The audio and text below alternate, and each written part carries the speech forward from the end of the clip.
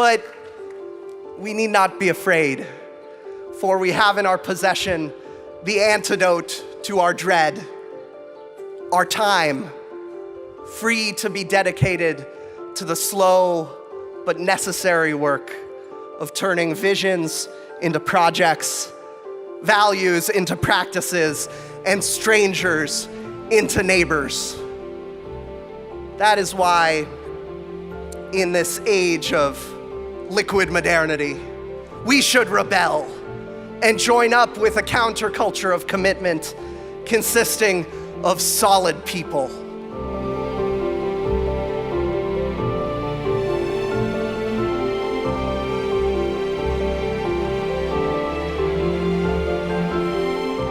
I'm sure many of you have had this experience. It's late at night and you start browsing Netflix looking for something to watch. You scroll through different titles, you even read a few reviews, but you just can't commit to watching any given movie. Suddenly it's been 30 minutes and you're still stuck in infinite browsing mode, so you just give up. You're too tired to watch anything now, so you cut your losses and fall asleep.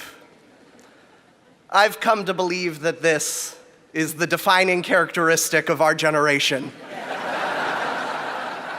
Let's call it keeping our options open. There's this philosopher, Zygmunt Bauman. He calls it liquid modernity. We never want to commit to any one identity or place or community, so we remain like liquid in a state that can adapt to fit any future shape. Liquid modernity is infinite browsing mode, but for everything in our lives.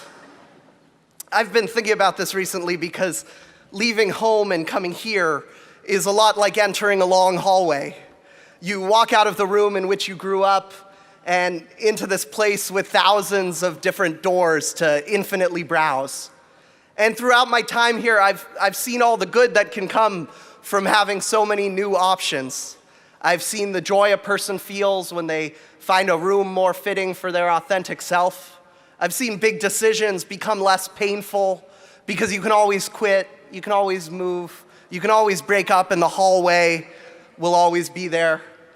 And mostly, I've seen all the fun folks have had experiencing more novelty than any generation in history ever experienced.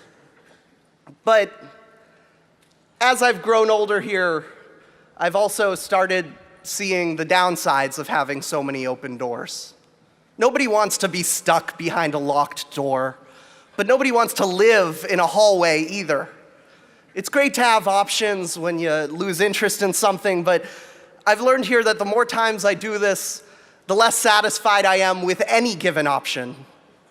And lately, the experiences I crave are less the rushes of novelty and more those perfect Tuesday nights when you eat dinner with the friends who you have known for a long time, who you've made a commitment to, and who won't quit you because they found someone better. I've discovered in my time here that the people who inspire me the most are those who have left the hallway, shut the door behind them, and settled in. I think of Fred Rogers recording episode 895 of Mr. Rogers' Neighborhood because he was committed to advancing a humane model of moral education. I think of Dorothy Day sitting with the same outcast folks night after night after night because it was important that someone is committed to them. I think of Martin Luther King, but not just the Martin Luther King who confronted the fire hoses in 1963, but the Martin Luther King who hosted his 1,000th tedious planning meeting in 1967. When Hollywood tells tales of courage, they usually take the form of slaying the dragon. It's all about the big, brave moments. But I've been learning from these heroes that the most menacing dragons that stand in the way of reforming the system or repairing the breach are the everyday boredom and distraction and uncertainty that can erode our ability to commit to anything for the long haul. It's why I love that the word dedicate has two meanings. First, it means to make something holy. Second, it means to stick at something for a long time. I don't think this is a coincidence. We do something holy when we choose to commit to something. And in the most dedicated people I have met, I have witnessed how that pursuit of holiness comes with a side effect of immense joy. We may have come here to help keep our options open, but I leave believing that the most radical act we can take is to make a commitment to a particular thing, to a place, to a profession, to a cause, to a community, to a person.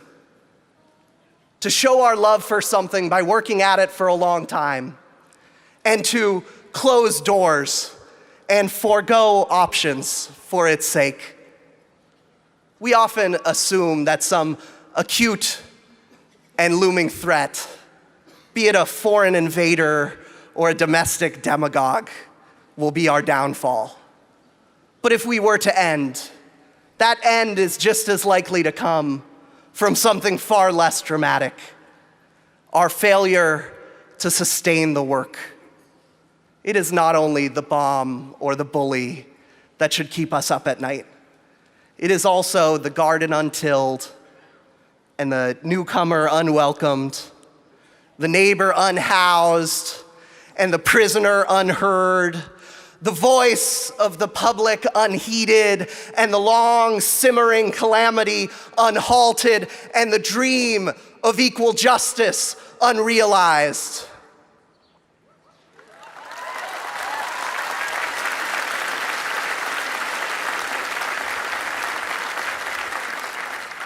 But we need not be afraid, for we have in our possession the antidote to our dread: our time, free to be dedicated to the slow but necessary work of turning visions into projects, values into practices, and strangers into neighbors. That is why, in this age of liquid modernity, we should rebel and join up with a counterculture of commitment consisting of solid people.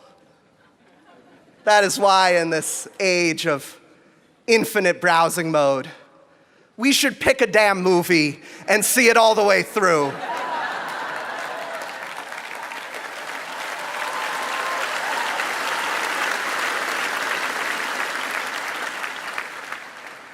Before we fall asleep, let's get to work.